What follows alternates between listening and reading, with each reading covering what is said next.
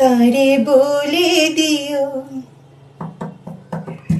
তারে বলে দিও, সে যেন আসে না আমার দ্বারে, তারে বলে দিও। গান শোনাচ্ছি না। আজকে রান্না করব মোচার ধোকা। এটা আজকে নিরামিষ করে করব, কিন্তু কেউ যদি মনে করে এটাকে আমিষ করে, অর্থাৎ পেঁয়াজ রসুন দিয়ে করবে, দুর্দান্ত স্বাদের হয়।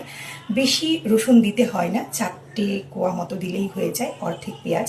কিন্তু আজকে আমি নিরামিষ রান্না করে দেখাচ্ছি।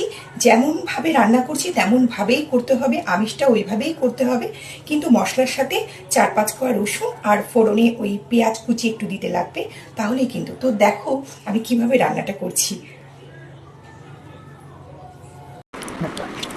প্রথমে একটা মোচা নিয়েছি, মোচাটাকে ছাড়িয়ে নিতে হবে। ছাড়িয়ে নেওয়ার পর সেটাকে সেদ্ধ করতে হবে, জলে বসিয়ে দিয়েছি। সেদ্ধ করে এদিকে আমি রাত্রিবেলায় ছোলার ডালকে ভিজিয়ে রেখেছিলাম, সেটাকে মিক্সার গ্রাইন্ডারের মধ্যে দিয়ে ভালো করে বেটে রেখেছি।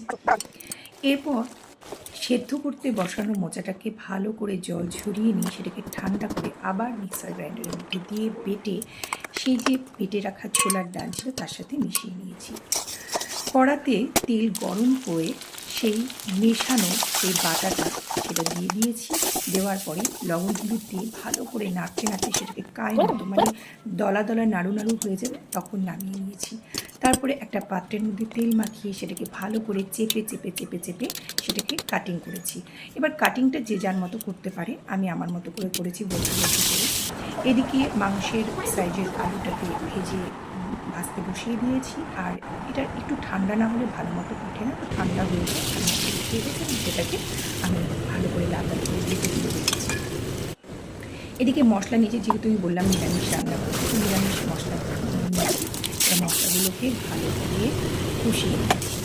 কষিয়ে নেওয়ার পরে জল ঢেলে নিয়ে সেটা সমস্ত কিছু ঢেলে জল ঢেলে ভালো করে জলটা যখন ফুটে উঠেছে তখন সেই বড়াগুলোকে ছেড়ে দিয়েছি। আমি বাটা মশলা পছন্দ করি, তাই বেটে রাখা গরম মশলাটা নামানোর আগে নামিয়ে দিয়েছি। ঘি দুর্দান্ত স্বাদের হয়, দারুণ ভালো লাগে খেতে।